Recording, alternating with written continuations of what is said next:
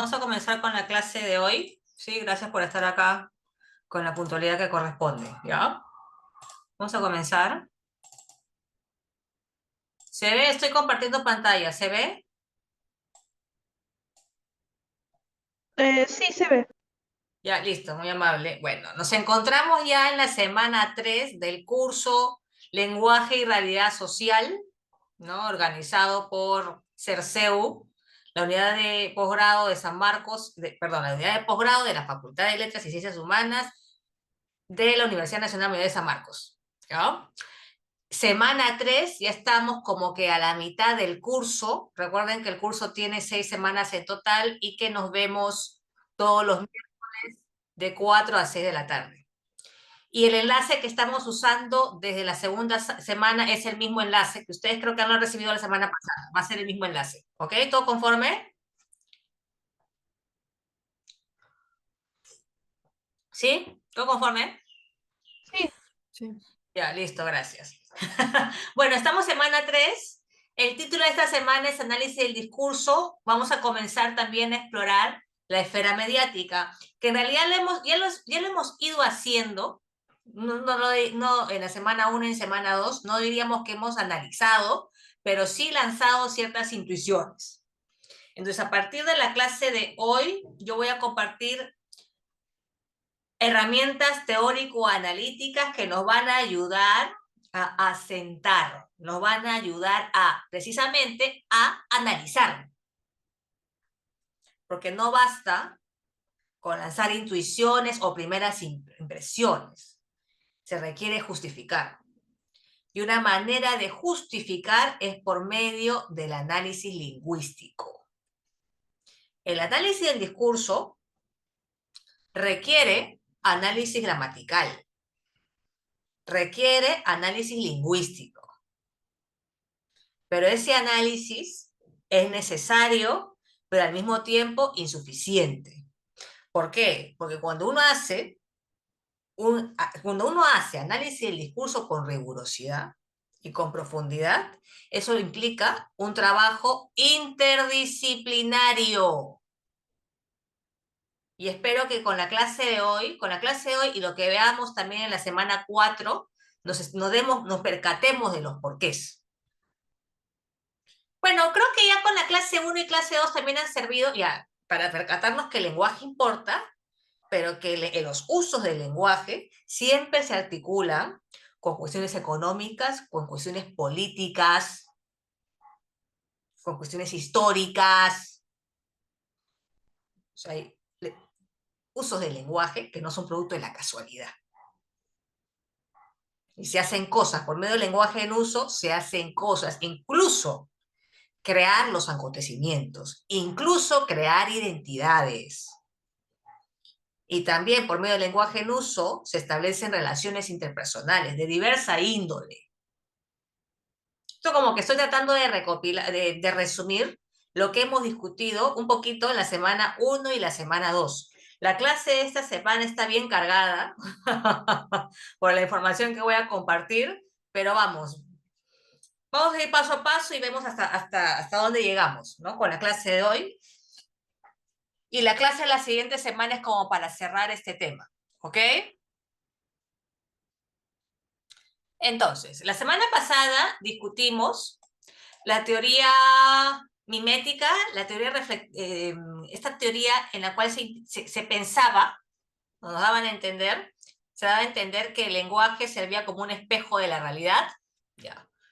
Un ejemplo que desbarata esa teoría es el de la menstruación, ¿se acuerdan? Lo que vimos la semana pasada.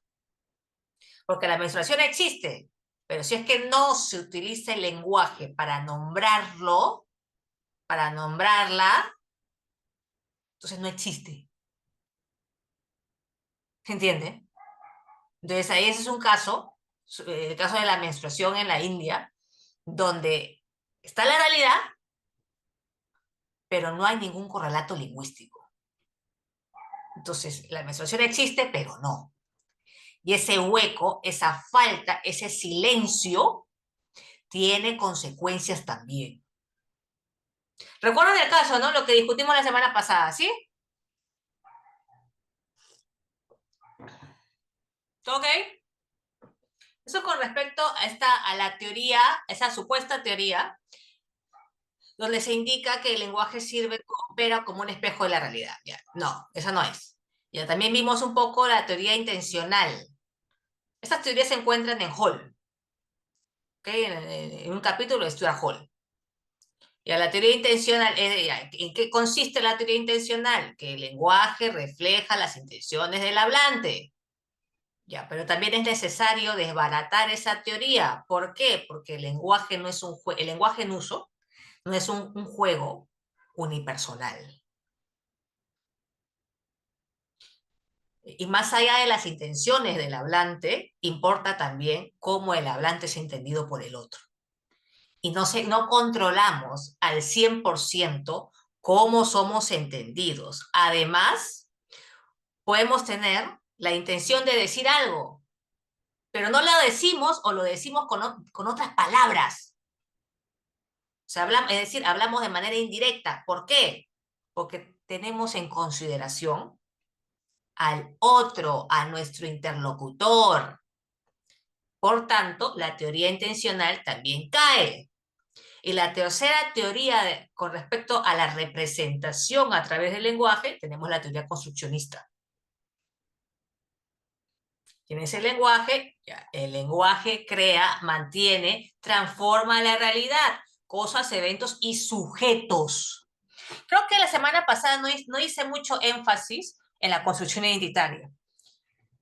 Y suena súper contraintuitivo. O sea, ¿cómo es posible que a través del lenguaje en uso se creen identidades en plural? Sí, pues, porque no es que uno nazca con una identidad, las identidades las hacemos por medio del lenguaje en uso.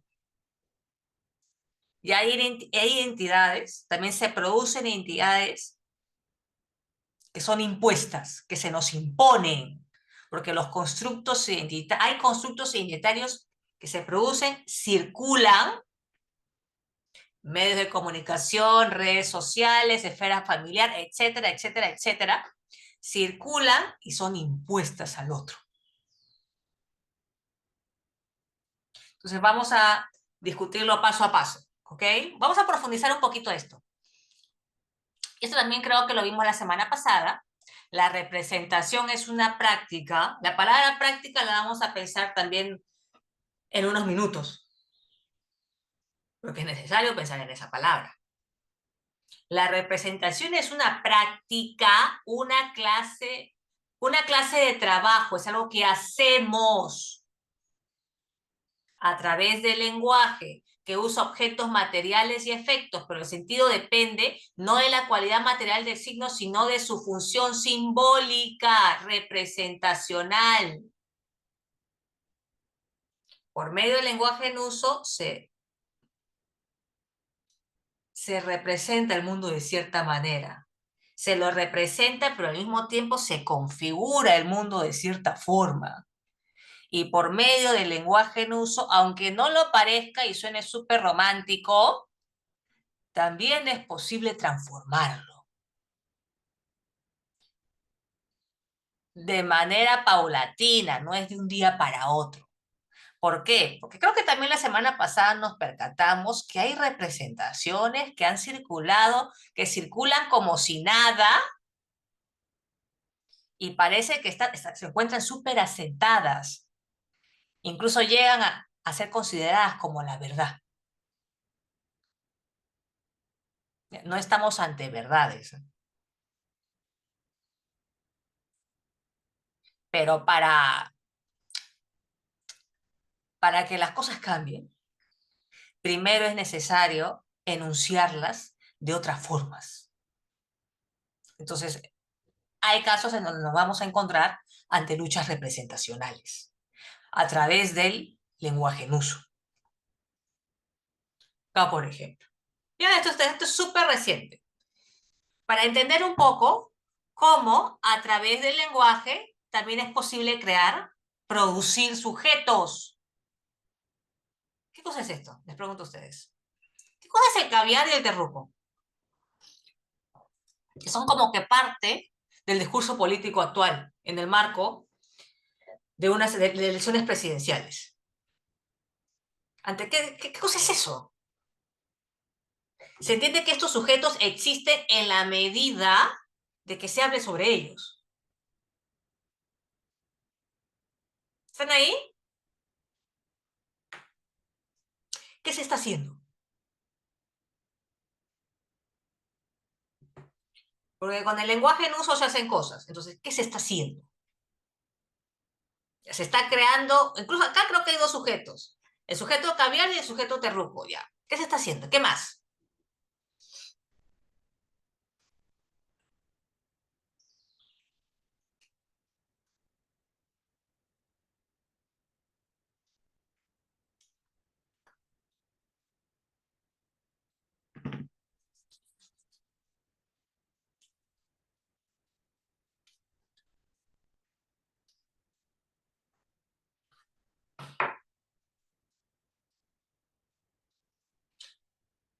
A ver, Leo.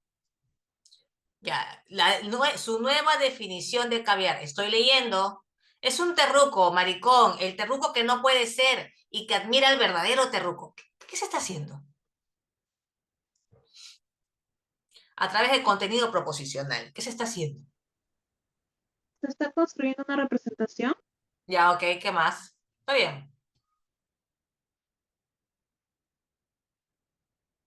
¿De qué manera? ¿En torno a qué? ¿Para qué sirve esto? O sea, ¿para qué sirven estas dos representaciones o estos dos tipos de sujeto? Comencemos a pelar la cebolla. Yo diría que está ampliando la definición de terruco. Ya, ok, ¿qué más? Está bien, ¿qué más? ¿Están construyendo un enemigo? Va por ahí. Y ahí la construcción de un otro enemigo es muy útil en el discurso político, sobre todo en el marco de unas próximas elecciones presidenciales. Ya, y la palabra terruco, la elección del término terruco no es producto de la casualidad, porque se entiende que es un término que tiene historia en nuestro país.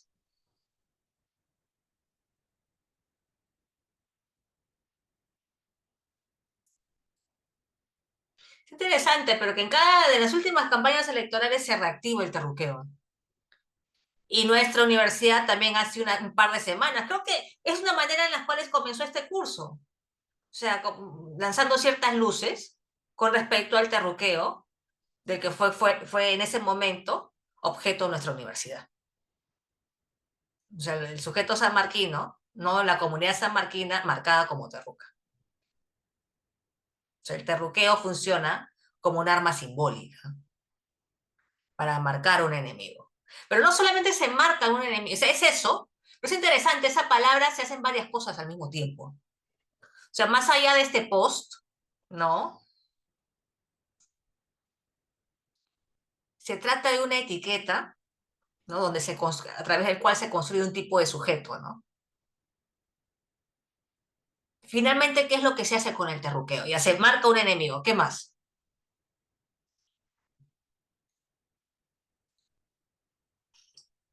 Les pregunto, ¿qué más se hace? Porque el lenguaje en uso es polivalente y tiene varias consecuencias. Ya se marca un enemigo. ¿Qué más? Se marca, se crea un enemigo, a un antagonista. ¿Qué más? Pero, sobre todo, ¿qué se hace con la palabra terruco? A ver el chat. Ya. ¿Qué más?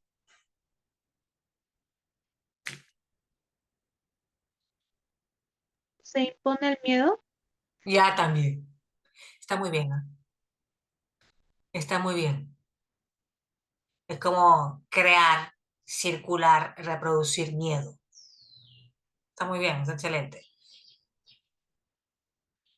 No es nada nuevo, ¿ah? Lamentablemente, en nuestro país no es nada nuevo. Y yo les pregunto, esta etiqueta de terruco, más allá del caviar, ya, más allá del caviar, pero la etiqueta terruco también racializa. sea, se racializa el sujeto nombrado de esa manera. Pregunto, o sea, lanzo la pregunta, porque es como que el terruqueo es un fenómeno que se ha estudiado en los últimos años, pero se está reactivando, ¿no? En esta campaña y en medio de las crisis que estamos sobreviviendo. Entonces tiene sus matices, ¿no? Ya. Se racializa y también calla. O sea, se marca un otro como enemigo y también se lo silencia. Son varias cosas, ¿no? Por medio de la construcción de este sujeto o la construcción de esta identidad a través del lenguaje. ¿Me están siguiendo? ¿Sí? ¿Más o menos? Sí, profesor. Es un fenómeno que se está haciendo ahora, ¿no? En redes sociales. Vamos a continuar. Y ahí en la clase del martes presenté una definición de discurso de Foucault, ¿no? De Michel Foucault. Es una definición medio laberíntica, pero se entiende que la teoría construccionista ostenta raíces Foucaultianas. ¿Por qué? Acá está la definición. ¿En qué consiste el discurso? Prácticas que forman sistemáticamente los objetos de qué hablan. No es una definición lingüística. ¿Por qué? Porque Foucault estaba preocupado en la noción de discurso como una forma de conocimiento. Yo sé que desde la lingüística más tradicional hay otras definiciones de discurso, pero el análisis del discurso, o mejor dicho, el análisis crítico del discurso va más allá de esas definiciones tradicionales, ¿eh? O sea, el discurso como algo más allá de la oración, olvídense. Eso no tiene nada que ver con el análisis del discurso. Es una manera de hacer lingüística. El análisis del discurso se vincula con una lingüística abierta al trabajo interdisciplinar o con una manera de hacer lingüística en articulación con teoría social. A ver, ¿y cómo desentrañamos esta definición de Foucault? Si es que no se habla sobre un objeto, ese objeto no existe. Así de simple. Entonces, si se habla, por ejemplo, sobre el sujeto terruco, se está creando ese sujeto de cierta manera.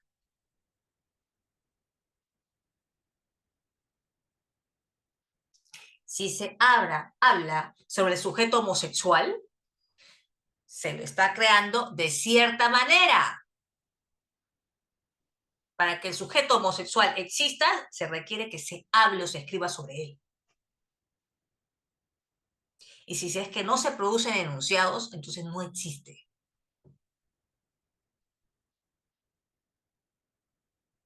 Y se entiende que el sujeto homosexual, a nivel de discursivo, ha sido históricamente patologizado, ¿no?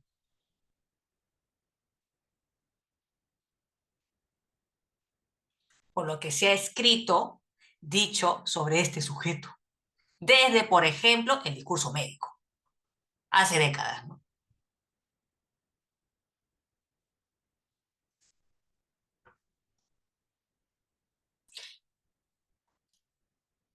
El lenguaje, desde esta mirada construccionista, cesa de verse como un medio neutral para la transmisión y recepción de conocimiento preexistente.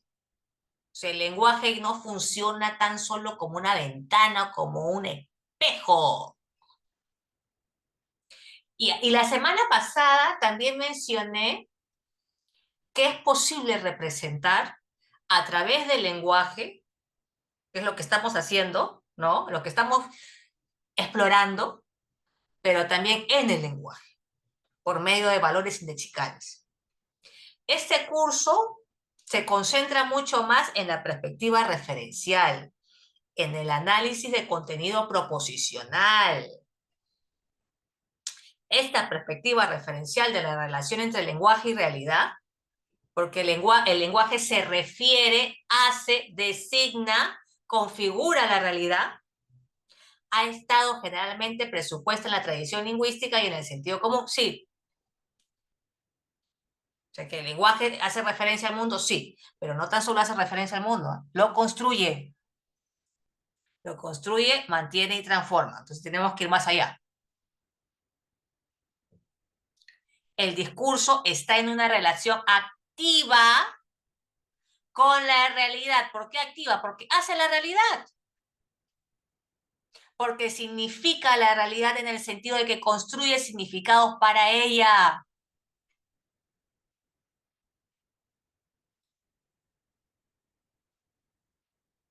¿Algún comentario?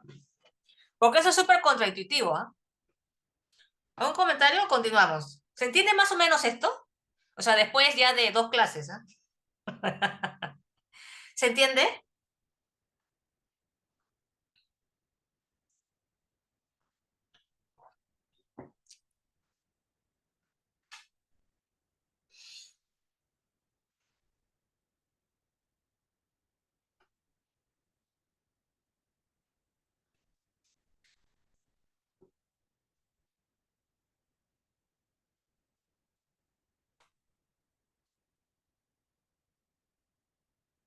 ¿Se está entendiendo?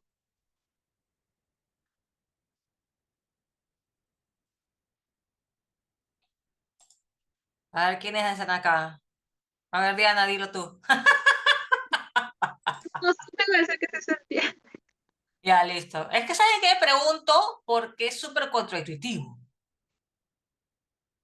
Además, ya yo sé que este es un curso virtual, ya la virtualidad tiene sus pros y cons, ¿no? Y además es un curso sin lecturas, ¿no? Entonces, bueno, eso, no tener lecturas tiene sus pros y cons también.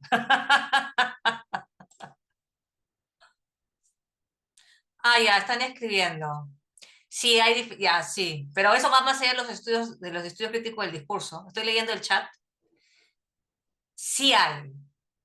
O sea, el terruqueo con respecto a hombres y mujeres, ¿eh? Estoy leyendo el chat, estoy leyendo el chat. Pero es como que un tema de estudio. Lo que más he estudiado, estoy respondiendo el chat, lo que más he estudiado es terruqueo a, a hombres políticos, a hombres que hacen política o autoridades políticas masculinas. Eso es lo que se ha estudiado. Más, un poquito más. No, pero el terruqueo a mujeres, no, yo hasta ahora no lo he visto en artículos. ¿Ok? Y no es que sea lo mismo, porque el terruqueo se articula, se engarza con otras cosas vinculadas al género. Ok, ok, estoy respondiendo a un compañero que ha escrito al chat, pero es como que un tema de investigación. Está bien. Acá. Nada significativo existe fuera del discurso. Eso también lo vimos. Estamos repasando un poquito. Ya, un discurso, en tanto forma de conocimiento, ¿no? Un discurso de acuerdo a Foucault, puede ser, gobierna la manera en que se puede hablar y razonar acerca de un tópico específico. También regula la conducta. O sea, suena súper contraintuitivo porque a primera vista podemos alucinar que todos actuamos de manera súper libre, independiente. Entonces una oración como la que acabamos de leer no va con lo que acabo de mencionar. Miren, yo sé que suena súper loco lo que voy a decir ya, pero incluso hasta la experiencia amorosa, que es súper individual, se encuentra mediada por discursos. En otras palabras, las maneras en que vivimos la experiencia amorosa se encuentra mediada, configurada, enmarcada por todo lo que se ha dicho sobre el amor o por cómo se ha representado históricamente el amor. y cómo hemos visto esa, o sea, por ejemplo, esas representaciones en torno al amor, los encontramos, por ejemplo, en las películas en torno a las princesas Disney. Encontramos también esa representación del amor eh, en animes, en mangas, series de televisión, K-dramas, etcétera, etcétera, etcétera. Y esa representación que consumimos y vemos o leemos, ya, tiene consecuencias en uno, en la manera en que vivimos la experiencia amorosa. Suena contraintuitivo, ¿no? Por ejemplo, la depresión. Se entiende que es un tópico sobre el cual no se suele hablar, ¿sí o no? Es como la menstruación, es un tópico sobre el cual no se habla. Y cuando se habla de cierta manera. ¿Están ahí o no? Sí,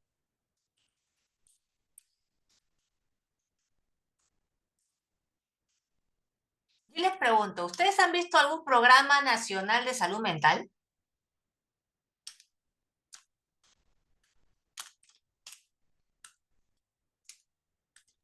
No, ¿Por qué no haya? Debería, debería haber. ¿Por qué no hay ningún programa nacional de salud mental? ¿Debería haber un programa nacional de salud mental? Pero si es que no se habla sobre esto y otras cosas más, no sé por qué debería, por qué habría un programa. Si este es un tópico que no se discute, es un tópico embargado por el silencio.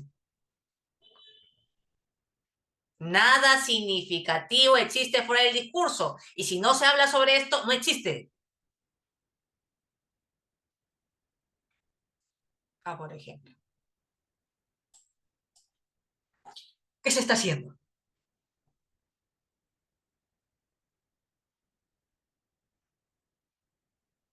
Es interesante porque sobre la depresión no se habla, pero cuando se habla sobre la depresión, ya se habla de cierta manera. ¿Qué se está haciendo? se está estigmatizando. Ya, ok, ok, ¿qué más? Está muy bien. ¿Qué más? A ver, Diana. siento que, o sea, lo que se hace con, digamos, con ese discurso es muy peligroso porque, por ejemplo, las personas que tienen depresión caen precisamente a causa de este silencio y además de las veces que se habla, digamos, hacerlo de forma tan negativa, en no, digamos, no buscar tratar su problema, ¿no? Sienten Exacto. minimizados y sienten que, digamos, que no, no realmente, digamos, su sentimiento existe, o por así decirlo, no es validado, ¿no? Y todo Exacto. eso a la larga genera en que uno se suma en un círculo vicioso, pues no se trata y el problema empeora. Ya, es interesante. O sea, recordé algo que mencioné, el silencio tiene consecuencias. Pues una de ellas es que si alguien con depresión no busque ayuda, pues. ¿Por qué? Porque si la depresión se vincula con perdedores, estoy leyendo, eso es para los perdedores y yo no me siento perdedora. Se entiende que en este mundo capitalista y neoliberal nadie quiere ser visto como perdedor, ¿no? Entonces, quien está pasando por esto, por la depresión, no busca ayuda. Es una de las consecuencias, ¿ah? O se le hace mucho más difícil buscar ayuda. Pero por medio del lenguaje en uso, a través del lenguaje en uso, se pueden desplegar luchas representacionales. Pero para que una lucha representacional se despliegue, se requiere contestar, responder, contrarrestar dichas declaraciones. Estoy leyendo. alientan el prejuicio y la estigmatización y denotan ignorancia sobre un trastorno que afecta a la salud mental de las personas que a su vez luchan valientemente por superarla. Es otra manera de representar a la depresión y a las personas que la están enfrentando. Los discursos crean y mantienen la realidad y también la transforman, pero para transformar es necesario levantar la voz, responder. No es fácil, no es fácil significar algo que ha sido, o sea, un objeto en el mundo que ha sido cubierto por años por medio del silencio. No es fácil.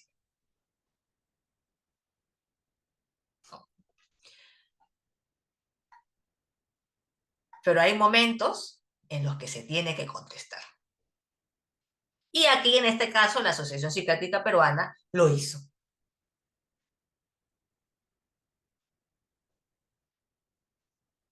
Acá. ¿Qué nos está revelando el Guasón?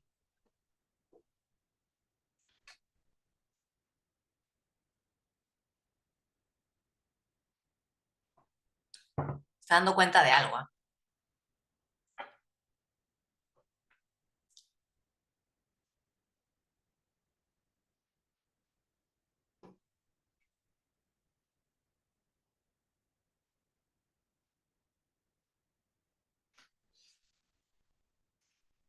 ¿Qué está haciendo el Guasón?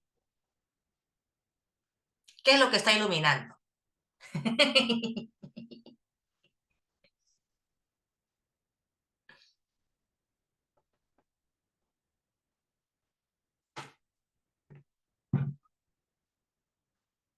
Podría ser el rechazo, ¿no? De las personas hacia los que padecen trastornos mentales, como estábamos viendo eso de la estigmatización, eso, ¿no? Y, Exacto. ujú. Se vincula con lo que mencionó Edgar, ¿no? Es una de las consecuencias, pues, de la estigmatización, ¿no? Hacer como si nada estuviera pasando y no busques ayuda. Lo que se dice y lo que no se dice tiene consecuencias en uno mismo y también en la estructura social. Y lo que se dice y lo que no se dice también tiene... Esperen, ahorita me estoy autoespoleando ya, porque lo iba a discutir acá 5 minutos, pero ya, no importa, lo voy a mencionar. Lo que se dice y lo que no se dice tiene consecuencias incluso en una elección electoral. Es por eso que estamos desde hace semanas ante full trabajo representacional. ¿Ah? Ya lo vimos también la semana pasada, la representación es un trabajo. Full trabajo representacional por medio de los posibles candidatos. No estamos ante representaciones únicas y neutrales de la realidad. Prueba de esto es que es posible graficar lingüísticamente el mismo suceso de diferentes maneras. Si es que se grafica lingüísticamente. Si es que se grafica lingüísticamente.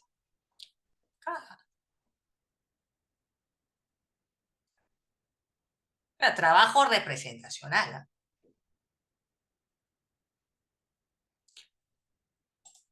Mismo evento, mismo acontecimiento, diferentes maneras de configurarlo lingüísticamente. ¿Qué les llama la atención a ustedes?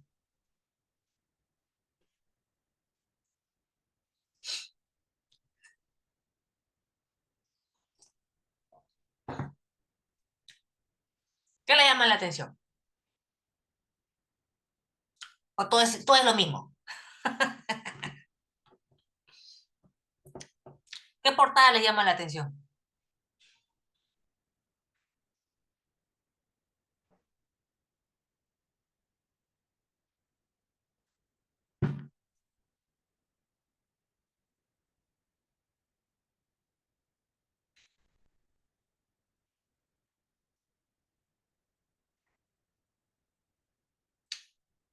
¿Qué palabra, qué verbo les llama la atención? ejemplo, el vivirá, o la, ¿Cuál, cuál? el vivirá por siempre, ¿no? O sea, Ya, ok. trascendental, no, no nos vamos a Ya, ok. olvidar jamás de él. Ya, ok. Está muy bien. ¿Algo más?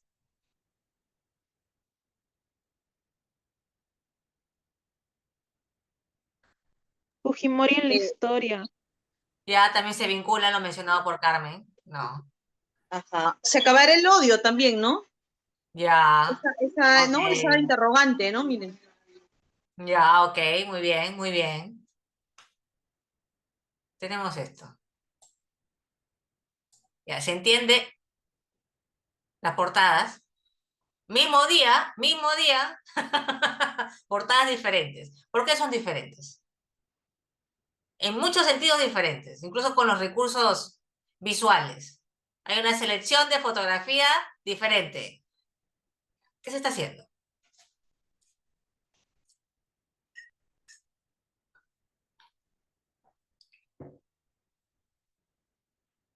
¿Por qué son diferentes?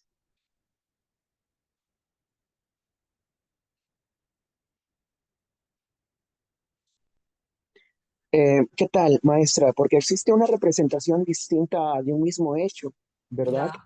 Mientras que algunos periódicos parecieran ponerse en una línea pro-fujimorista, como por ejemplo diciendo el Perú siempre lo recordará, vivirá en nuestros corazones. En cambio, la República, aparte de otros supuestos, de otro discurso, ninguna palabra es inocente, ¿no? Se lo llama ex dictador. Ya está muy bien. O sea, se entiende que para elaborar una portada hay un trabajo de selección por parte de quienes producen la portada. Hay un trabajo de selección. ¿Qué palabra entra y cuál no? Ya, como menciona el compañero, ¿no, Fernando? Siempre hay maneras de nombrar. Maneras en plural. Y por medio de la forma en que se nombra a alguien, se lo está representando identitariamente de cierta manera. Una cosa es el chino, estoy leyendo, y otra es dictador, Alberto Fujimori. Entonces, son dos representaciones disímiles. Porque con la palabra es dictador, ya se lo está vinculando con un régimen autoritario. ¿Y qué pasa con este término, el chino? Ese término, bueno, recuerdo, Claudio, por supuesto que él lo utilizó muy bien en su campaña y además es muy popular entre nosotros, entre los peruanos, ¿no? Llamar chino por una cuestión, bueno, física, vamos a decir, los rasgos que tiene, entonces es mucho más cercano, no sé Ya, es si podría interesante. funcionar por ahí. También mucho más cercano a las personas, al sector popular, en Ya, realidad, es ¿no? interesante, o sea, crea cercanía, y solo con esa palabra. Bueno, dos, el chino. Cercanía, familiaridad, y tenemos el verbo llorar. Los verbos también importan. Ya, lloran por el chino, entonces, ¿cómo se está constituyendo discursivamente la muerte de este señor?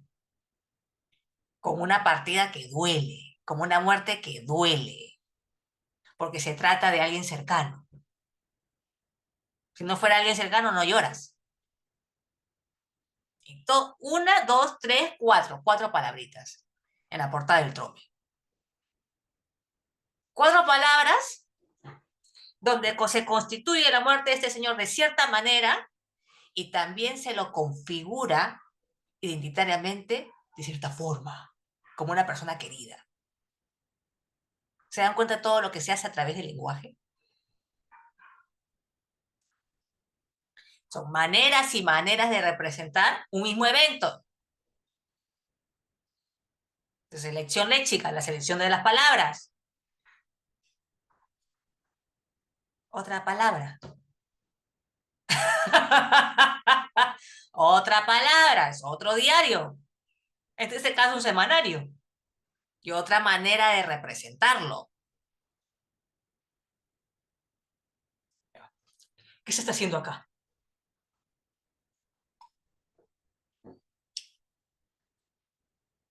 ¿Qué se está haciendo?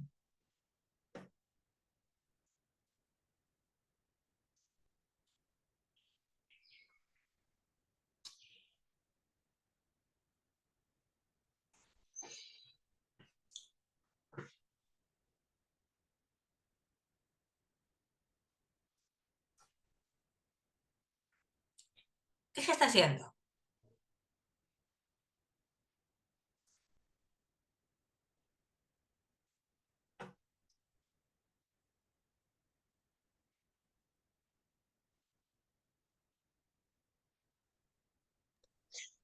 Se está representando que hubo una relación mucho más armoniosa, ¿no? De lo que prácticamente fue Ya. entre Fujimori y quien fue su esposa, ¿verdad? O sea, está muy bien lo que estás diciendo. O sea, se está representando, constituyendo la reconciliación familiar. Incluso después de la muerte, ¿ah? No, no importa, pero la reconciliación. Y todo por medio del lenguaje en uso. Full trabajo representacional. Acá está. Las representaciones construidas tienen consecuencias sobre las prácticas y sobre lo que hacemos en el mundo. Y tienen consecuencias incluso en una elección. Pregunta es, ¿a quién le conviene esto? O sea, la constitución de la reconciliación familiar. Les pregunto, ¿a quién le conviene?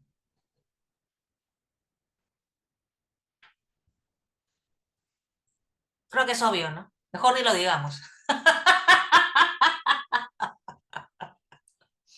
Es interesante.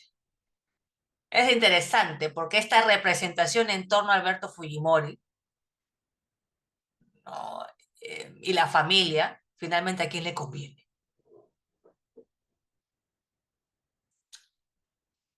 ¿Algún comentario hasta ahora? ¿Continuamos? ¿Sí?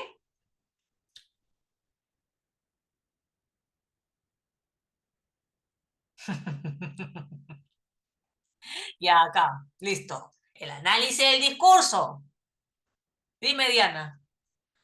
Profesora, bueno, yo quería consultar si siempre que hablamos de representación también estamos hablando de construcción identitaria o Ya no. también, va de la mano.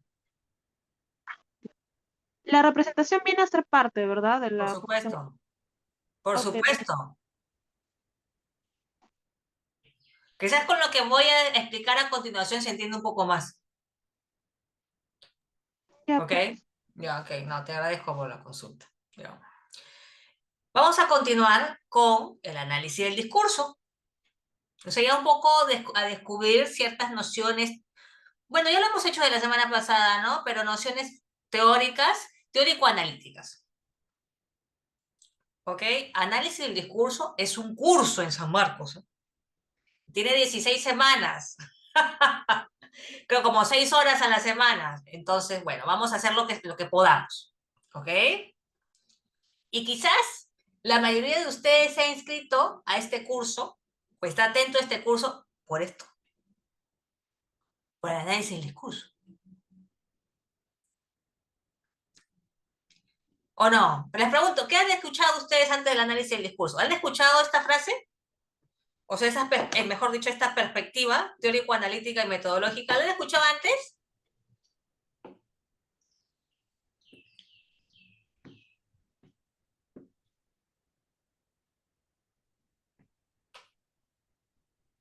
Les pregunto, ¿eh?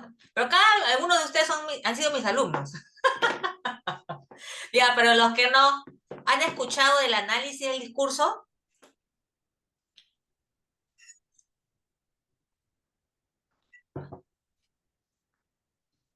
Claro que sí, asociado más al discurso, el discurso político, ¿no? Ya, ok, He sí, asociado hay varios mucho más con trabajos. eso. Está muy bien, Ujú. hay varios trabajos. Sí, está bien. Ya. A ver, antes de entrar, el análisis del discurso es una perspectiva. Es una perspectiva que enmarca diferentes enfoques para acercarnos al lenguaje en uso. O sea, el análisis del discurso es súper amplio y contiene diferentes perspectivas. Lo que las une es la teoría construccionista, es el lente construccionista. Es decir, que por medio del lenguaje en uso se crea la realidad. Y es eso como un bastión del análisis del discurso. El análisis del discurso es una perspectiva que marca diferentes enfoques. Acá tenemos los principales exponentes. ¿Reconocen alguno de ellos? Les pregunto. Les pregunto. Tenemos a Van Dyke, Wodak, Potter, Texto G. de contexto, por supuesto. Ya, ok. Ok, ¿alguien más? Falta Fairclough, si no me No, equivoco. sí, yo sé, eso lo vamos a ver a profundidad. Ajá.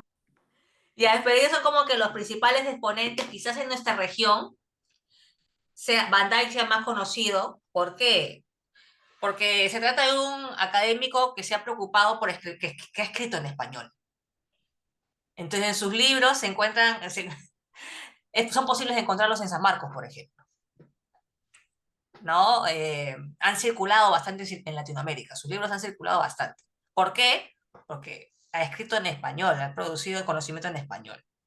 Los otros autores, quizás sean un poquito más desconocidos, tienen, por ejemplo, Wodak sí tiene. Hay como que ciertos capítulos de ella en español, pero los otros tres autores, sobre todo, han escrito en inglés. Y no se los ha traducido. Entonces, quizás por ello, no son tan conocidos en nuestra región. Es uno de los porqués. ¿No? Cada uno de estos autores tiene su acercamiento en torno a cómo analizar el discurso. Potter, por ejemplo, es un gran exponente de la psicología discursiva. G es un fuera de serie y especialista en análisis del discurso, tiene su propuesta de discurso con la gran G, con la gran D y con D pequeña, y también es un gran especialista en los estudios de literacidad. Y Ruth Wodak es como tiene un acercamiento discursivo un poco más sociohistórico. Ok. Son algunos de los exponentes y que cada uno de ellos propone su enfoque de análisis del discurso. Lo que yo hago en mis cursos, lo que yo hago, por ejemplo, en San Marcos, ¿ya? Análisis del discurso es un curso de 9º ciclo. Para que se den cuenta, ¿no? O sea, es un curso de 9º ciclo porque exige... Está muy bien, está bien ubicado. De todas maneras, tiene que estar más o menos al final de la carrera. ¿Por qué? Por la complejidad teórica.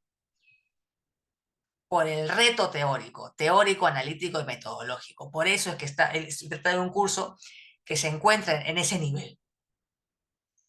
Y lo que yo enseño es el enfoque desarrollado por Fairclough.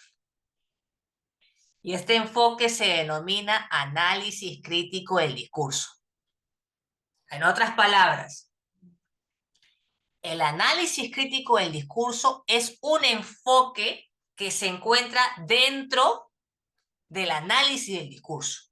No es lo mismo, porque ya he explicado que el análisis del discurso es un poco más amplio.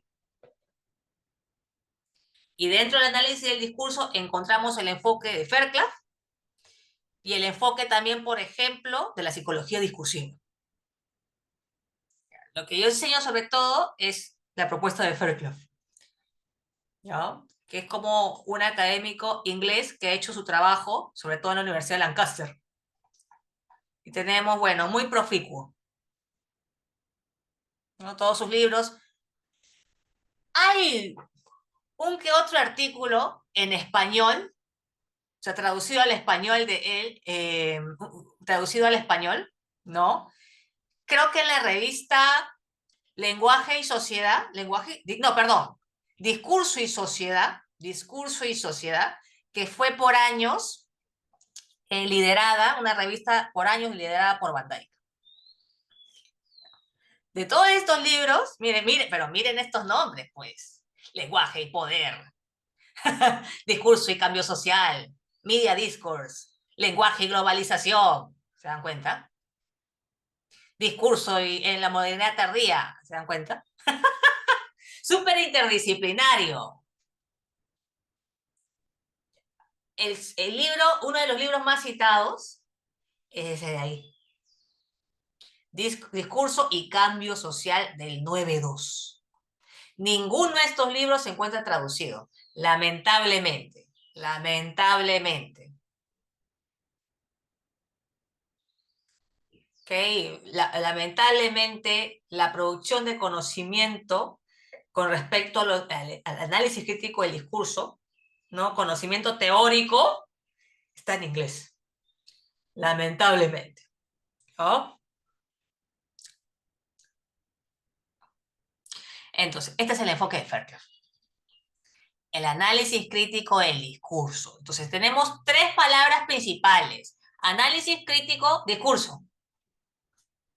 Entonces, vamos a descubrir en qué consiste cada una de estas palabras. ¿Qué se entiende por discurso? ¿Qué entienden ustedes por la palabra discurso?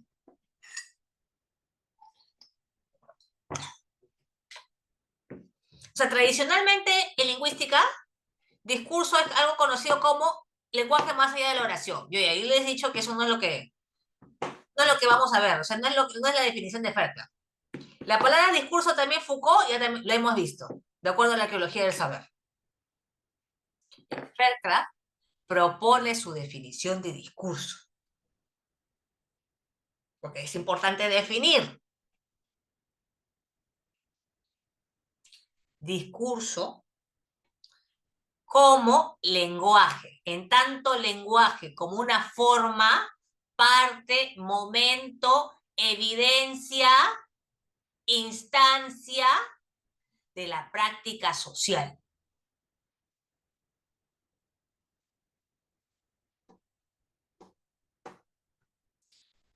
¿Qué cosa es esto?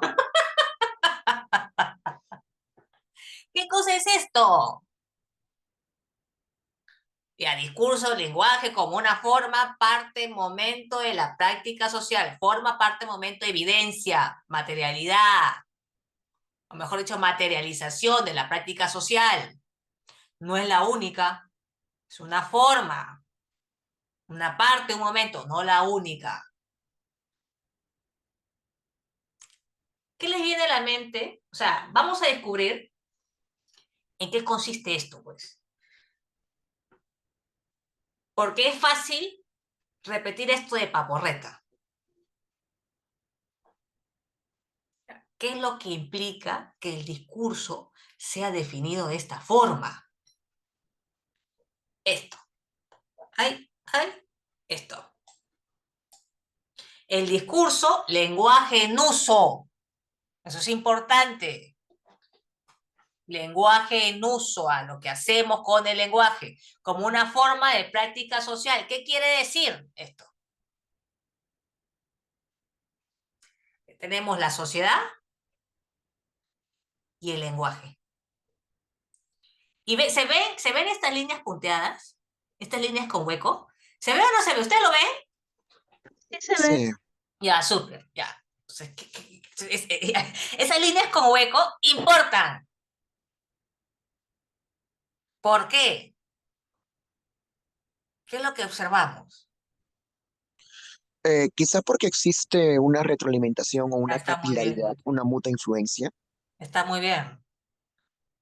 O sea, ¿qué es lo que estas líneas como eco nos están dando a entender? Que por medio del lenguaje en uso se forma, mantiene y transforma lo social. No es que el lenguaje esté esté encerrado en lo social, no. Hay una retroalimentación. Ya, entonces, ay, ¿qué es esto acá? Esto, acá está. La definición de discurso, lenguaje como una forma, parte, momento de la práctica social, implica esta retroalimentación.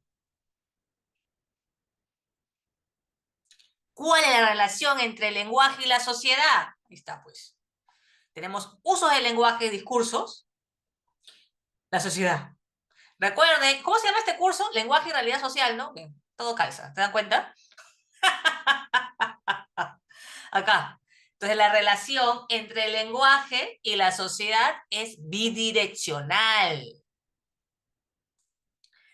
Se asume que los discursos moldean o constituyen lo social y también que lo social se encuentra reflejado en los discursos. Se trata de una relación dialéctica, bidireccional. Entonces se vincula con lo que he dicho, ¿no? En esta clase y en la anterior. Para que la sociedad se transforme, es una manera de hacerlo, una de las maneras de conseguirlo, es por medio de otros usos del lenguaje. Porque se entiende que las personas no somos máquinas, que tan solo repetimos y repetimos y repetimos, ¿no? Creo que sí lo mencioné en alguna de las clases que hemos tenido. Todos cargamos una mochila representacional. Y por lo general repetimos cosas. Reproducimos y reproducimos, reproducimos. Más de lo mismo. Pero no somos esclavos de las representaciones que heredamos, ¿no? Entonces esa es la apuesta. Esa es la apuesta de que lo social se estructure de otras maneras. Porque se entiende, acá perdón, voy a retroceder, no me odien, se entiende que la sociedad no está escrita en piedra. ¿Se dan cuenta de las líneas punteadas? Todo lo que posibilitan esas líneas con hueco. Ya, el lenguaje en uso, como ya está. Esta definición de Fairclough implica esta relación dialéctica entre discurso y sociedad. Acá. Para entender esto. ¿Qué le llama la atención? Se vincula con algo que que discutimos la semana pasada. Porque la clase de la semana pasada terminó con algo así.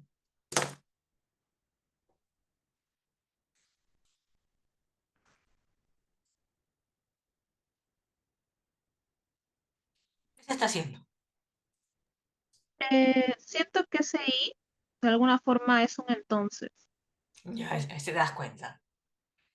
Los recursos lingüísticos son polivalentes. E incluso esta conjunción y, es una conjunción, ¿no? Me pueden corregir, ¿ah?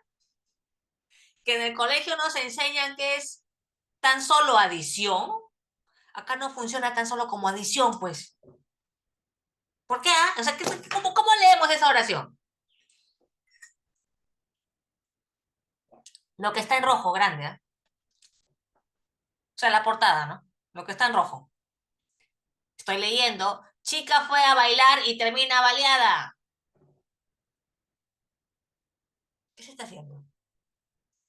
Tenemos una primera frase, chica fue a bailar, frase A, termina baleada, frase B. Y también una relación como que temporal. Primero A, luego B. Luego B, entonces B. Es por eso que esa I no es tan solo, no funciona tan solo para añadir información. ¿Qué más? ¿Qué más se está haciendo? Ya, te colocar un A, entonces B. ¿Qué más? ¿De dónde sale este A, entonces B? ¿De dónde sale este discurso?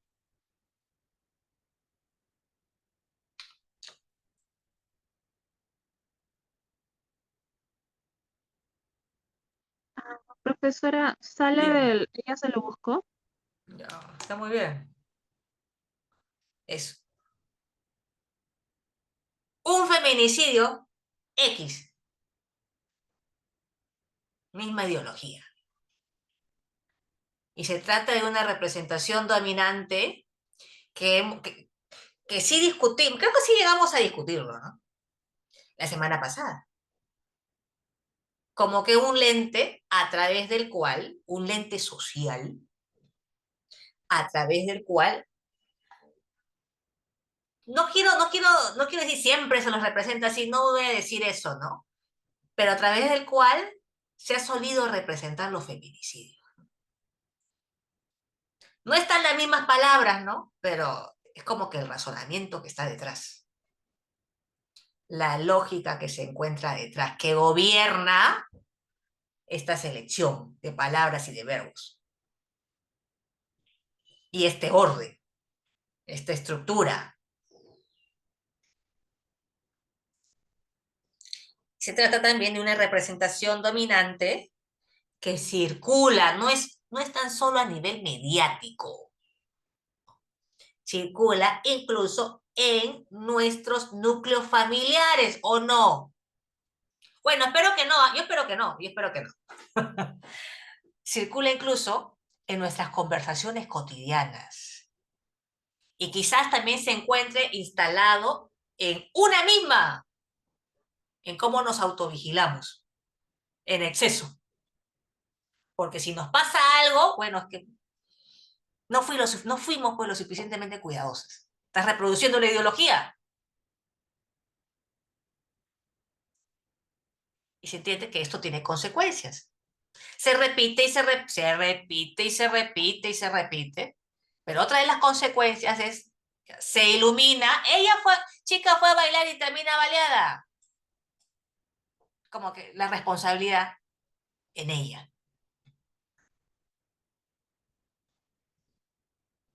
Se ilumina un ella por lo que ella hace, pero al mismo tiempo, ¿qué es lo que se coloca bajo la alfombra? Pregunto. Con el ella se lo buscó. ¿Qué es lo que no estamos viendo, no estamos pensando? Porque esta representación dominante no nos deja ver otras cosas, como que, a ver, no nos deja problematizar, como que, les pregunto, ¿eh?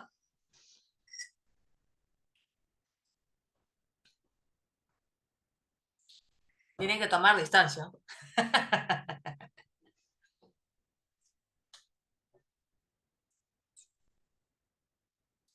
¿Qué no nos deja ver esto?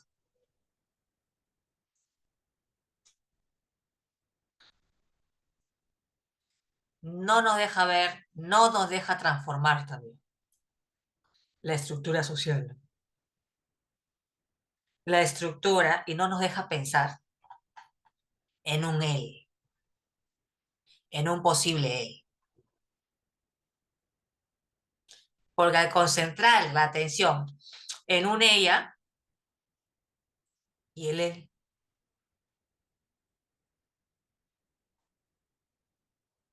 ¿están ahí? ¿Están ahí? Sí, Sí estamos, Ok. sí estamos. Ok. Y la palabra práctica también importa, porque por ahí ya lenguaje, la definición de Fairclough de discurso, en tanto instancia, evidencia,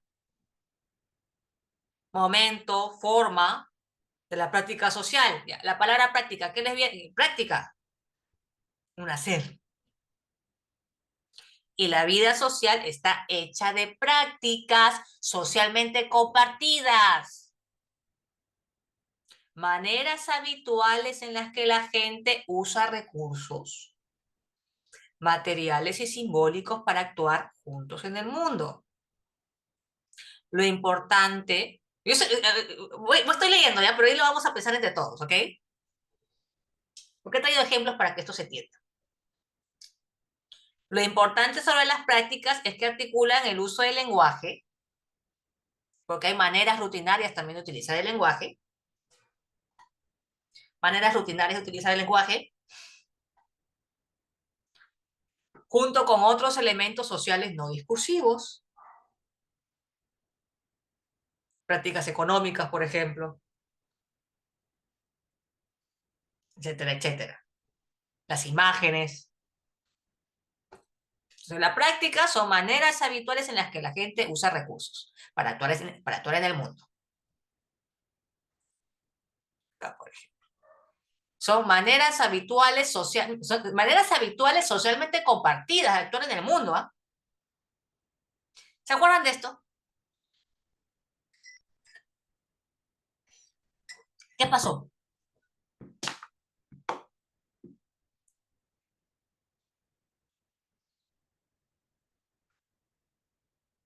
¿Qué pasó? ¿Se acuerdan?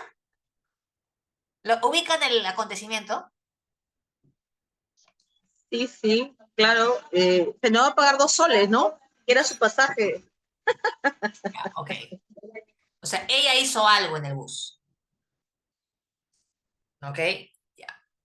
Pero lo que hizo, es decir, más allá de negarse a pagar el pasaje, ¿no? Es llamar a la policía. Llamar a sus compañeros para que finalmente se lleven al chofer a la comisaría. No, no recuerdo hasta cuántos policías aparecieron. Y se trata de un hecho, un acontecimiento que lamentablemente no tiene nada de nuevo, de novedoso. ¿Por qué? Porque las prácticas tienen que ser socialmente compartidas. Entonces, lo que esta señorita hizo, lamentablemente no tiene nada de nuevo. Porque estamos ante prácticas autoritarias. ¿Eh? Maneras de actuar en el mundo, socialmente compartidas, en nuestro país con tradición autoritaria, esto lamentablemente no es nada nuevo. Y ese autoritarismo se materializa en las maneras en que nos vinculamos los unos a los otros. ¿Están ahí? Sí, aquí Sí, estamos. aquí estamos, aquí Y estamos. tiene autoritarismo.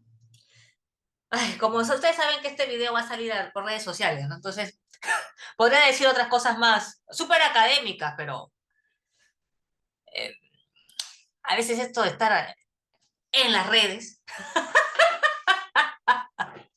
sí que vamos a continuar. Pero sobre tradición autoritaria se ha escrito. Se ha escrito. Hay grandes sociólogos peruanos que han escrito al respecto. ¿Okay?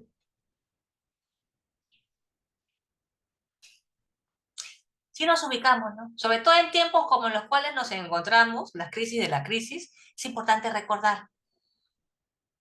Ante el trabajo representacional que estamos observando en redes sociales en el marco de un proceso de elecciones presidenciales, siempre es importante recordarlo. ¿Se ubican este acontecimiento?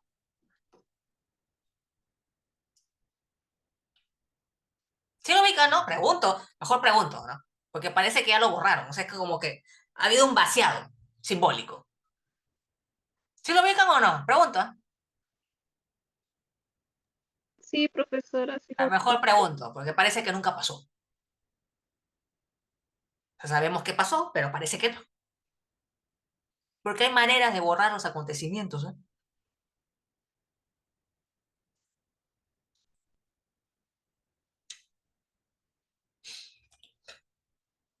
¿Qué se está haciendo?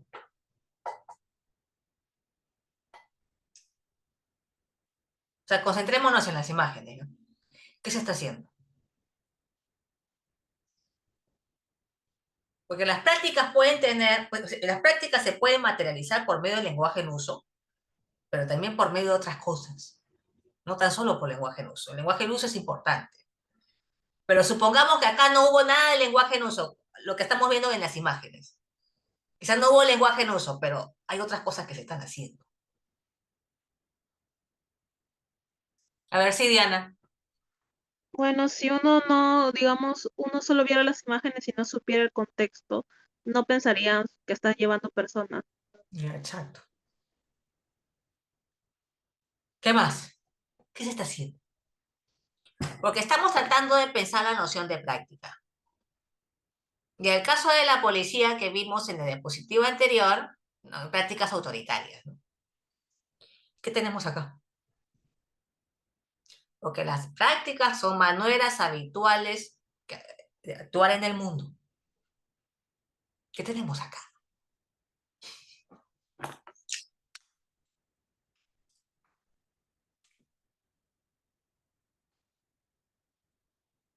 Este como es un caso extremo de prácticas de desprecio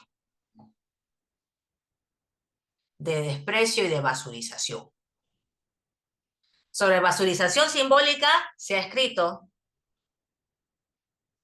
sea, pueden revisar basurización simbólica de Rocío Silva Santisteo. La noción de desprecio también se está trabajando últimamente, porque se está reactivando.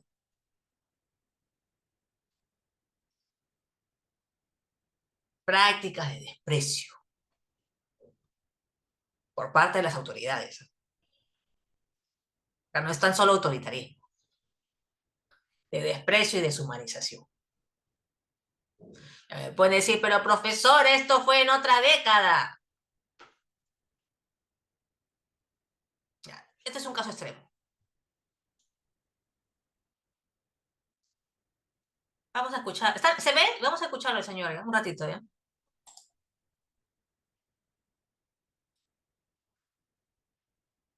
Ay, voy a compartir pantalla, perdón.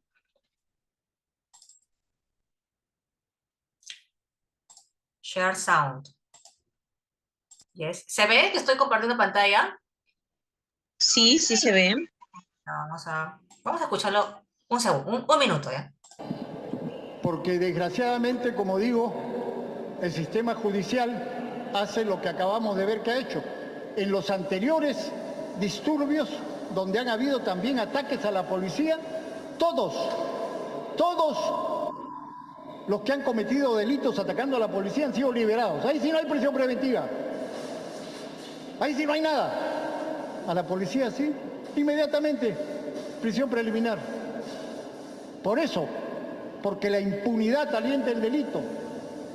Y si los que cometen actos de violencia, de terror contra la policía son liberados, obviamente van a seguir haciéndolo. Yo lamento mucho la muerte de este señor que se hacía llamar Terruco. Es muy lamentable que haya habido una muerte. Es muy lamentable que haya habido una muerte. No deberían haber muertes. Pero el atacar a la policía con bombas molotov, Y no más. ¿Qué se está haciendo?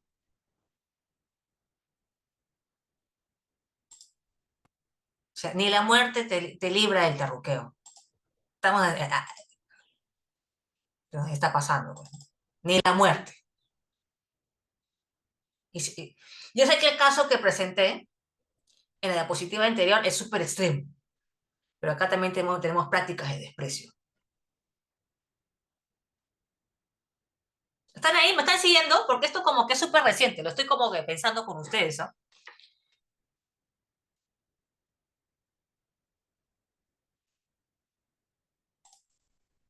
Ya, ok.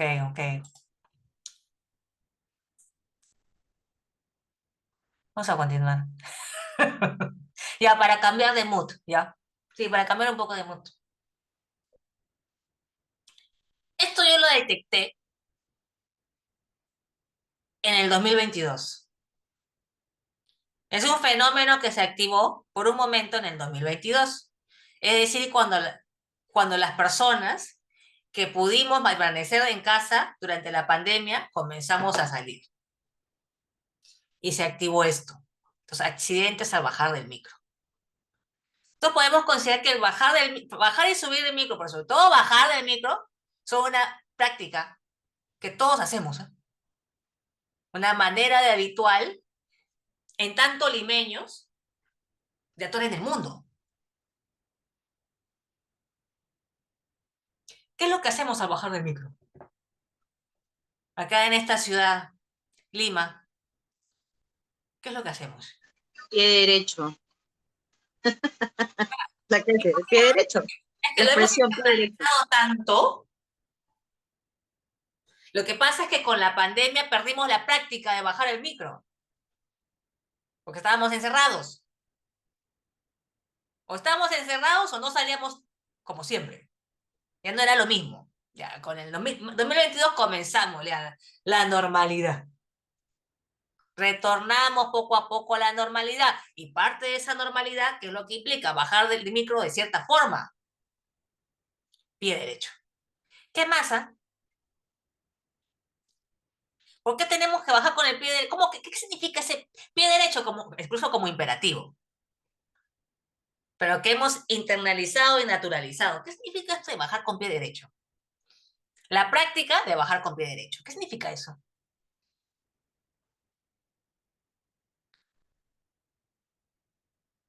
O sea, tenemos que pelar la cebolla. ¿En qué consiste esta práctica de bajar con el pie derecho? ¿Qué significa? ¿Qué implica?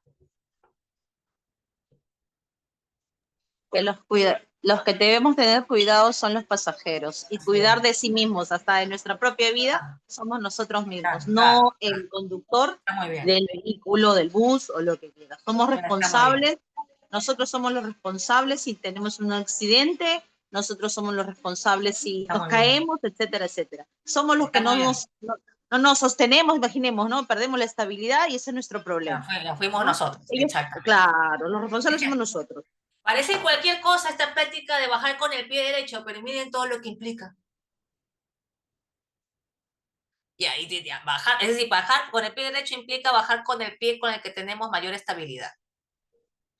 Y cuando bajamos del micro, acá como habitantes de Lima, pensemos en esta ciudad, pues, ¿no? ¿Qué es lo que implica? O sea, ¿qué es lo que se activa en nosotros cuando bajamos? Se activa el instinto arácnido. Porque bajar Supervivencia. exactamente. Algo se activa en nosotros. Supervivencia. Súper internalizado, porque hay un segundo, cuando bajamos del micro, sobre todo por atrás, ¿no? Por la puerta trasera, algo se activa en nosotros donde sabemos el instante en el que podemos bajar. Es un segundo. Y el instinto se activa. ¿Verdad? Se entiende que no es algo natural, es algo que hemos formado por la socialización que hemos tenido en esta ciudad. Porque no parece, pero sí, cada vez que bajamos del micro nos estamos jugando la vida. Y si nos pasa algo, es nuestra responsabilidad. Se entiende que ese pie derecho baja con el pie derecho, ¿no? Pie derecho, el instinto arácnido, se enmarca en cómo está estructurada nuestra sociedad. Y el respeto, la falta del respeto a las reglas de tránsito. Y a la deshumanización de los vínculos. Son varias cosas. Todo en esto. En bajar con el pie derecho. En la práctica de bajar con el pie derecho. Ya, estos accidentes, ya, uno de los porqués, o sea, lo que yo conjeturo, ya, estos accidentes se activaron, ¿por qué? Porque esta práctica se perdió. No es que se perdió por completo, ¿no? Como que se quedó dormida. Permaneció dormida durante la pandemia. Ya. Terminó la pandemia, comenzamos a salir del encierro pandémico, ya. Se produjeron estos accidentes por la falta de práctica, de bajar con el pie derecho. Y todo lo que implica bajar con el pie derecho.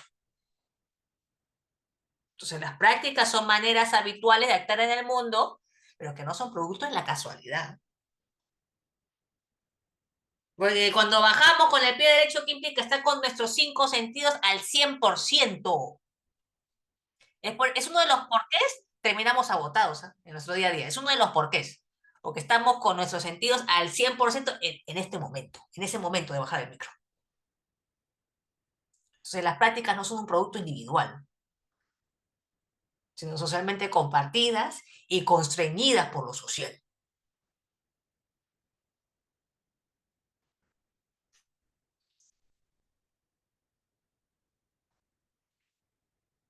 Si continuamos más o menos, ¿me estás siguiendo? Claro. Sí, Ok, ya. Sí. Entonces ya como que he presentado, ¿no? De manera sucinta la definición de Fairclough de discurso.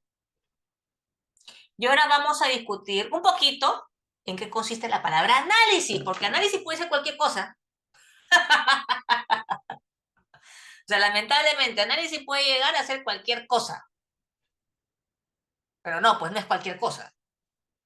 El análisis, un buen análisis del discurso, mejor dicho, un buen análisis crítico del discurso implica dar cuenta del modelo tridimensional. Implica contemplar tres capas, tres dimensiones con respecto al lenguaje en uso.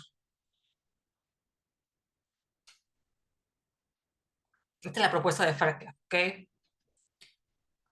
Hacer un análisis textual, contemplación de la práctica discursiva y la práctica social. Son estos tres niveles analíticos. Texto, ya, implica descripción. Ahorita voy a indicar un poco. Texto es lenguaje escrito hablado. Para Fairclough 1992. Ya ahora en el 2025 también se puede realizar un análisis multimodal. Es decir, cómo los recursos lingüísticos se articulan, se vinculan con otras maneras, otros modos de representación, como por ejemplo las imágenes, como por ejemplo la música, como por ejemplo los colores, como por ejemplo hasta el tipo de letra. Eso es un análisis multimodal. ¿Ya? Ya tenemos el texto. La práctica discursiva involucra procesos de producción, circulación y consumo del texto. Y la práctica social da cuenta, en el modelo de Fairclough, de ideologías, de constructos ideológicos, o mejor dicho, representaciones dominantes de la realidad que se vinculan con intereses particulares.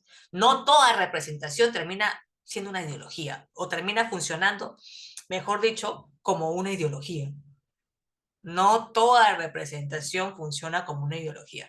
Para que funcione como una ideología, tiene que sostener intereses particulares. Si no, no es ideología. Son tres capas de análisis. El análisis lingüístico, gramática. Sí hay análisis lingüístico, tranquilo, sí hay. Sí hay, vamos a descubrir algunas herramientas. Pero esa está solo una capa. Porque ese análisis lingüístico gramatical implica la descripción del texto. Y algo con lo que comencé la clase del día de hoy. El análisis lingüístico es necesario, pero al mismo tiempo resulta insuficiente. ¡Lo dije!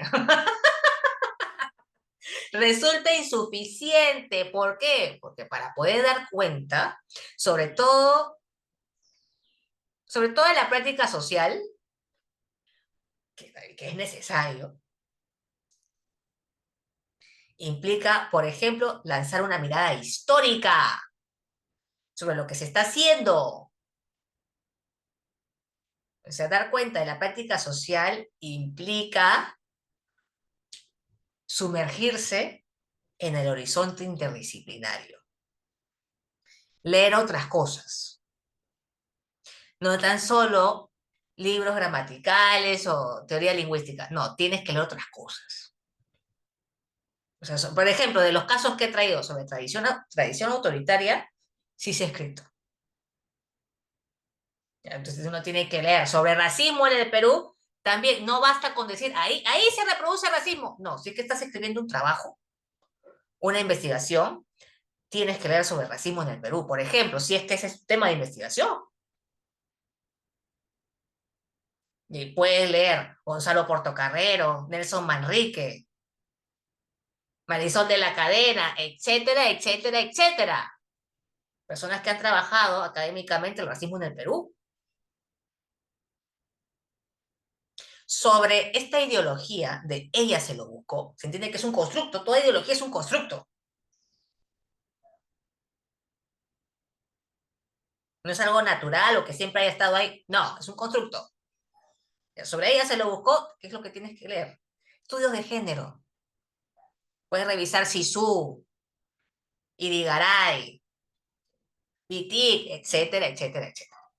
Que te ayuden a pensar, a descubrir, a interpretar, a explicar lo que se está haciendo a través del lenguaje. Eso es lo retador y rico, no fructífero, de hacer análisis del discurso, o mejor dicho, de hacer análisis crítico del discurso,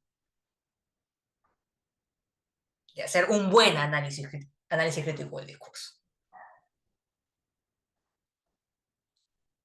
¿Comentarios?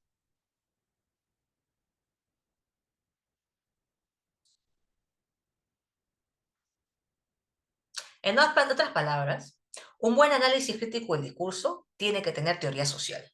Si no tiene teoría social, eso no es análisis crítico del discurso, eso es otra cosa. No, no es. Lo siento, pero no.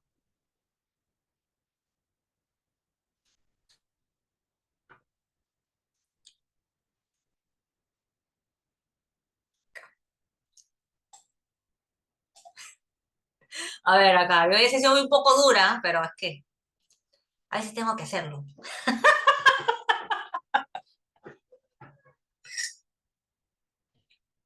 Porque yo sé que el análisis crítico del discurso llama mucho la atención, ¿no? Y los casos que discuto con ustedes ya, claro, estoy lanzando luces, ¿no? Pero eso implica la responsabilidad de leer y dominar otros contenidos. ¿Ok? ¿Me están siguiendo? Por supuesto. Ok, ya. Lo tenía que decir, sorry. A ver, entonces tenemos este modelo tripartito, el modelo tridimensional. Entonces, analizar implica contemplar estas tres capas. Álvaro, ¿qué tal? Ay, perdón, Fernando, se te está escapando el ruido, se te está escapando el sonido. Ya, gracias, muy amable. Lo lamento mucho. Ya no te preocupes, no te preocupes. Acá. El discurso como texto es la huella de una práctica discursiva, es la materialización. Veamos. El discurso como texto es la materialización de una práctica discursiva. Chequemos, observamos, ¿no? Que la práctica discursiva se encuentra en un punto medio, es como funciona como una bisagra entre el texto y la práctica social. Y la palabra práctica solo está en el nivel 2 y en el nivel 3, no en el texto, porque el texto es la materialización, es la huella, es la evidencia. Mientras que la práctica discursiva, es la realización de una práctica social. Todo eso está en Fairclough, en discurso y cambio social. Cada uno de los niveles de análisis son niveles de análisis requeridos. Cada uno de los niveles de análisis está contenido en el siguiente, que lo abarca y lo constituye. Trabajar con el texto y la práctica social no es suficiente. ¿Por qué? O sea, pensando en este modelo tripartito, ¿no? Porque a veces ya está en la descripción textual, o sea, el análisis gramatical, el superanálisis lingüístico, y también hay algo de práctica social. O sea, discernimiento de ideologías, ¿no? Hacer una mirada histórica, ya está muy bien. Y te pasas por alto la segunda capa, la práctica discursiva, que implica procesos de producción, circulación y consumo del texto. ¿Por qué? O sea, por ejemplo, ¿no? Una cosa son las portadas que hemos visto y otra, cómo esa portada es leída por las personas. No sabemos cómo es leída o consumida. Entonces, para ello se requiere, por ejemplo, ¿cómo examinamos ¿Cómo descubrimos, desempaquetamos la práctica discursiva? Por medio de una mirada etnográfica. Entonces ahí tenemos metodología, o más metodología. O sea, la etnografía enriquece la metodología de un trabajo de investigación, de análisis crítico del discurso. O sea, se puede hacer focus group, observación participante, son otras técnicas de recolección de data. Por ejemplo, los textos educativos, sección curso de historia. Ya, los textos educativos de historia peruana contemporánea. Ya, a nivel secundaria, cuarto, quinto año. Ya, se puede hacer un súper análisis textual, ¿no? En torno a cómo se representa, por ejemplo, ¿no? Por ejemplo, la colonia. Una cosa es lo que está escrito, una cosa es ese texto, y otra cosa, cómo ese texto es leído en el aula. Leído, interpretado en el aula, consumido en el aula. Y para ello, ¿qué podemos hacer? Hacer observación al participante, observación de cómo se enseña ese texto en el aula. Entonces, por eso que la práctica discursiva es importante. No basta tan solo, el texto es la huella, otra cosa es cómo ese texto se lee. Si es que se lea. Entonces, es como que una capa, en realidad es indispensable, pero que se suele pasar por alto. En trabajo de análisis del discurso de hace años sobre todo. Se ha solido hacer énfasis sobre todo al texto y algo de práctica social. Y se ha pasado por alto la práctica discursiva. Es súper importante.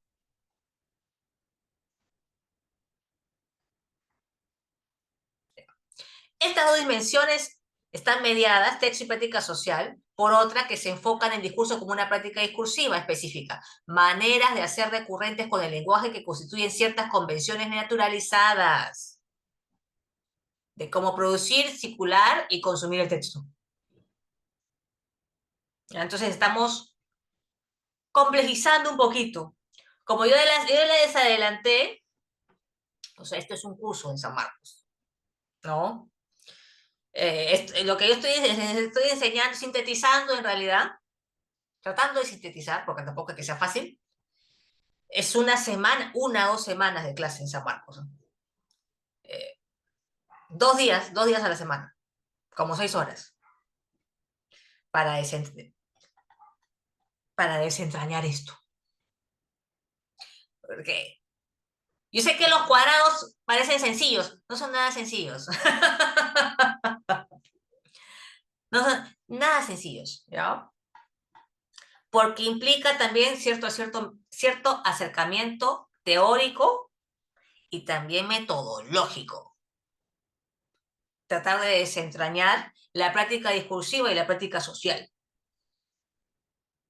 Y es por eso, ahora espero que se entienda mucho más por qué análisis del discurso es un curso que se encuentra, sobre todo al final de la carrera. O sea, por esta complejidad, ¿no?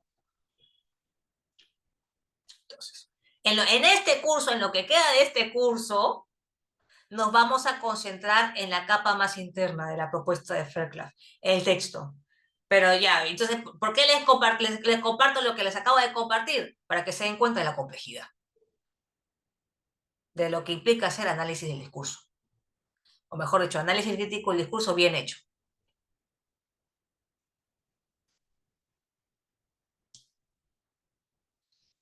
¿Ok? O sea, por el límite de tiempo, ¿no? 2 horas a la semana, 6 clases, ya, algo de esto podemos hacer. Y además porque también lo advertí, o sea, el análisis lingüístico es necesario, de eso no te escapas. Tiene que haber, pero es insuficiente. pero tiene que haber. ¿Ok? Continuamos, podemos continuar más o menos. Estamos procesando. Vamos, vamos. Sí, ya, vamos, ya. Sí, seguimos. Ya, el texto. Ya, para Fairclough 9.2, 1992, el texto constituye lenguaje escrito o hablado. Es una propuesta del 9.2. Acá no hay multimodalidad, no tienes otros modos de representación, no tenemos otros recursos semióticos, tenemos solo lenguaje escrito y hablado. Punto. Es una propuesta del 9.2. Pues, ¿qué otra cosa esperamos? Entonces, una de las herramientas para describir el texto, y esto es algo que también enseño, es el sistema de transitividad. Es una de las herramientas, no es la única. El sistema de transitividad es como una o 2 semanas de clase.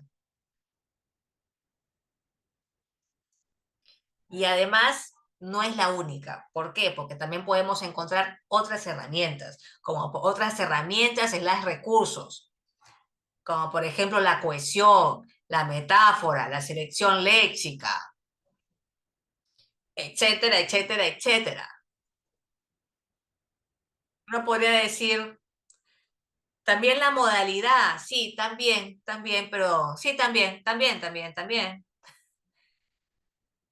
Pero por el tiempo, ¿no? 12 clases, iba a decir, 6 clases, ya vamos a ver algo de esto. ¿Ok?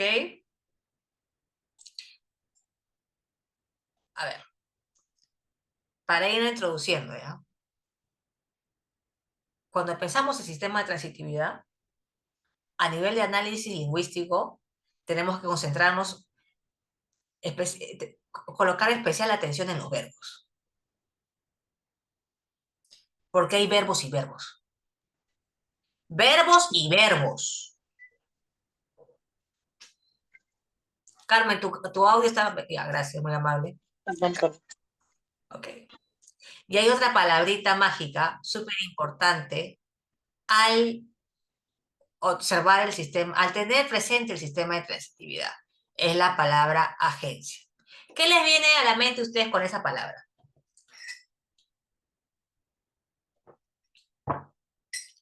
¿Qué les viene a la mente con esa palabra? ¿Les suena? ¿La han escuchado?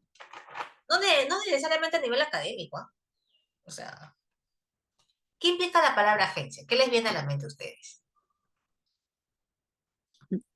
Capacidad de actuar. Exactamente. Está muy bien. Una capacidad de actuar, de hacer cosas en el mundo. Para Duranti, la agencia es una propiedad, Duranti también es un lingüista, ¿ok? Que tiene su propuesta en torno a la noción de agencia.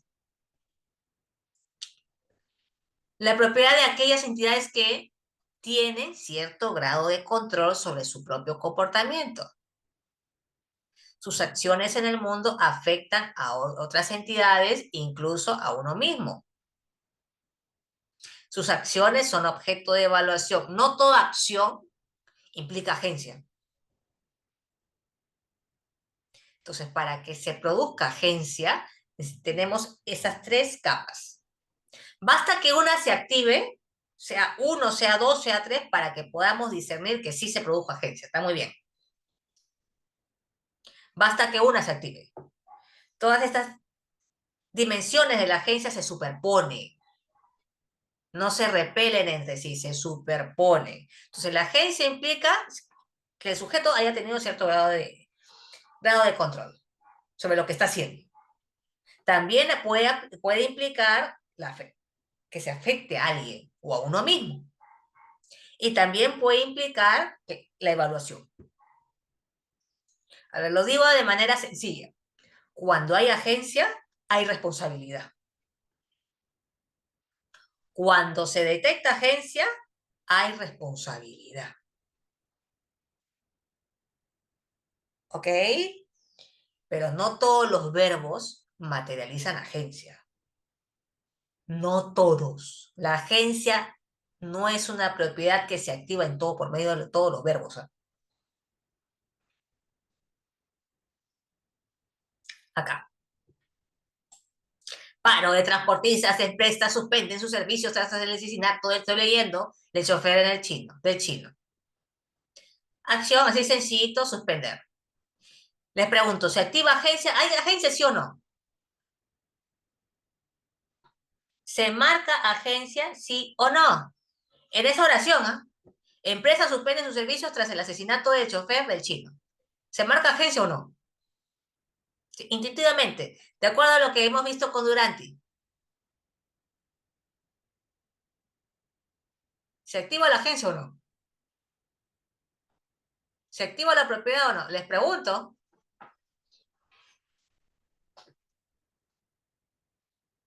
¿Se marca agencia o no? ¿Sí o no?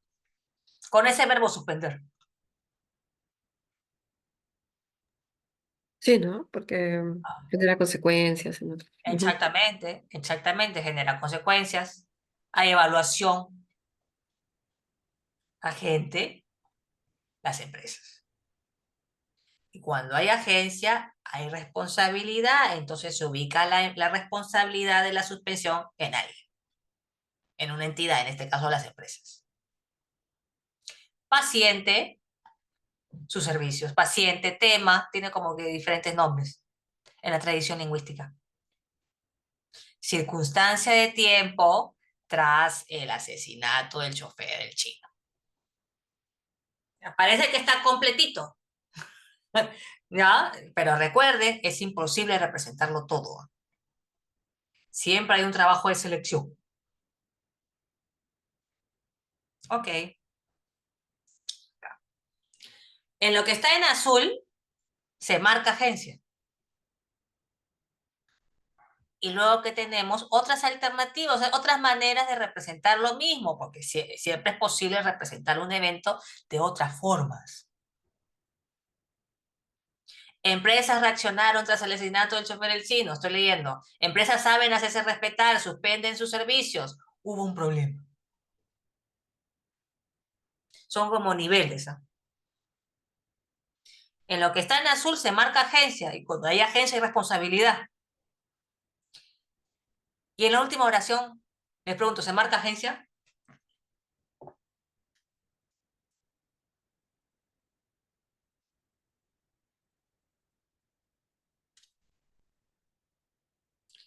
En hubo un problema, ¿se marca agencia?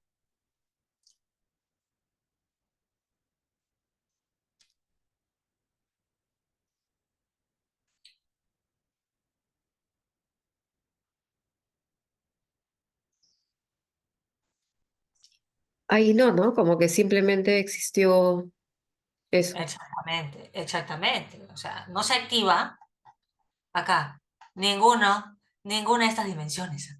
En hubo un problema, ¿dónde está el grado de control? No, nada. Afectación, nada. Objeto de evaluación, nada. No hay. Entonces no hay marcado de agencia.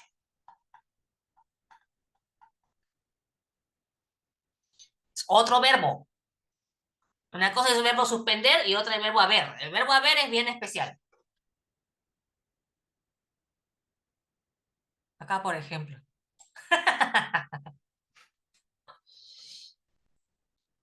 Tanjiro pelea, Tanjiro llora, se molesta, se ríe, trabaja, vive en una villa japonesa, está en el distrito rojo, es pata de Zenitsu, está cansado, respira. En todas esas oraciones, Tanjiro es sujeto. Eso es como que lo más sencillo de ya. En todas las oraciones, Tanjiro es sujeto de la oración. Pero no necesariamente es agente y por tanto responsable. Porque para constituirlo como agente se tienen que activar alguna de esas dimensiones de la agencia de acuerdo a Duranti.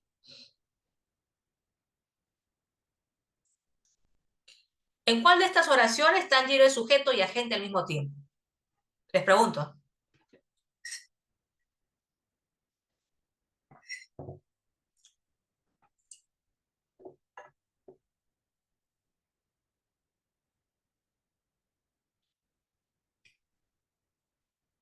Sin miedo, sin miedo.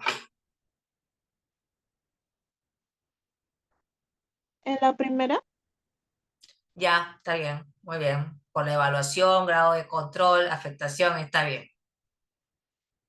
Tanjiro trabaja también. En las demás oraciones, Tanjiro es sujeto, pero no agente. Por ejemplo, en Tanjiro respira, ya, pero no hay control sobre la respiración, pues, o sea, bueno, en el anime sí. Si es que vemos el anime, ya, puede ser. Pero así la oración, Tanjiro respira, no hay control sobre la respiración. Entonces, si es que la oración la precisamos un poco más en el marco de la historia del anime, puede ser. Pero así nomás no. Así como está la oración, no. Tanjiro vive en una vida japonesa, no hay control, no hay afectación. Son otros verbos. No todos los verbos implican marcado de agencia. Y vamos a terminar la clase de hoy con este caso. ¿Se acuerdan?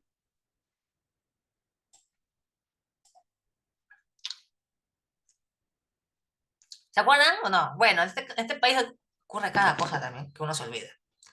Nos olvidamos de los acontecimientos, ¿no? Ya, el feminicidio de Ivy Ágreda. ¿Qué tenemos ahí? Mismo acontecimiento, diferentes maneras de representarlo. Se entiende que son maneras diferentes. ¿Ya? ¿Por qué? ¿Por qué son diferentes?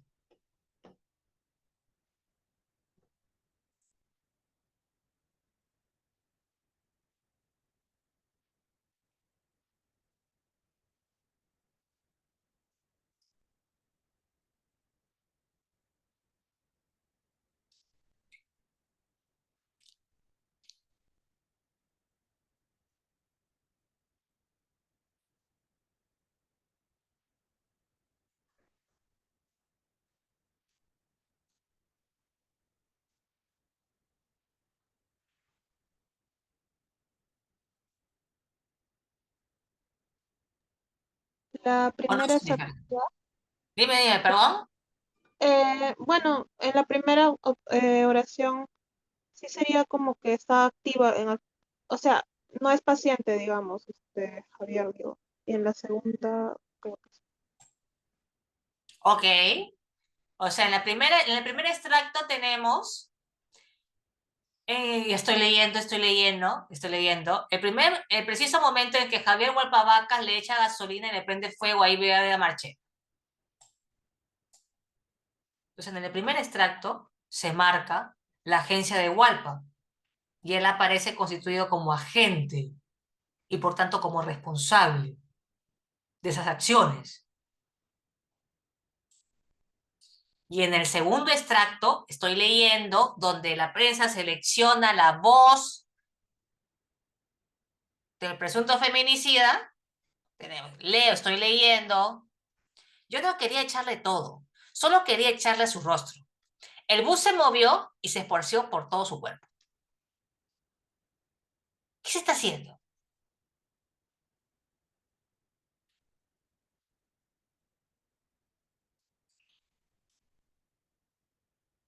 ¿Qué es lo que está haciendo el presunto feminicida?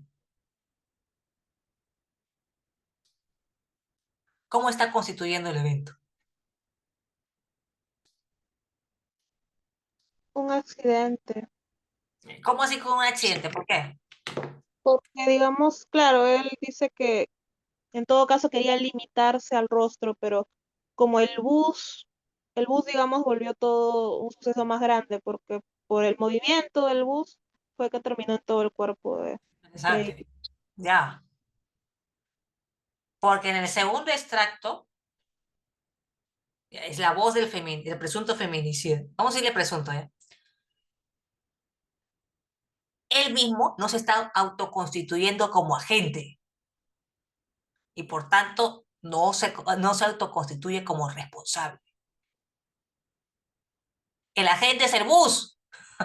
El bus se movió. El bus es el agente y por tanto el responsable. El bus se movió y se esparció por todo su cuerpo. Y ahí él no se constituye como agente. el agente del verbo moverse ya es el bus. Se mitiga, por tanto, el mismo feminicida mitiga a la agencia, porque no se autoconstituye como agente. ¿Ah? Se mitiga la agencia de Hualpa. Es interesante, ¿no? Porque es la voz del del presunto feminicida, donde ubica la donde se representa el acontecimiento de cierta forma, y se entiende que en esta representación el presunto feminicida no ubica la responsabilidad en el mismo, al no constituirse como agente de una acción. ¿Se ve la diferencia? Pues estamos terminando la clase. ¿Se ve más o menos la diferencia?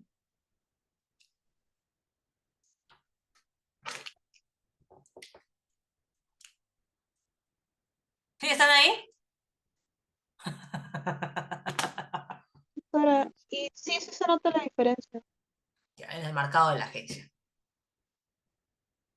Entonces, ¿cómo nos acercamos a este fenómeno, a estas diferencias? A través del sistema de transitividad. Entonces, en la clase de la semana que viene, vamos a explorar en qué consiste el sistema de transitividad. ¿Ok?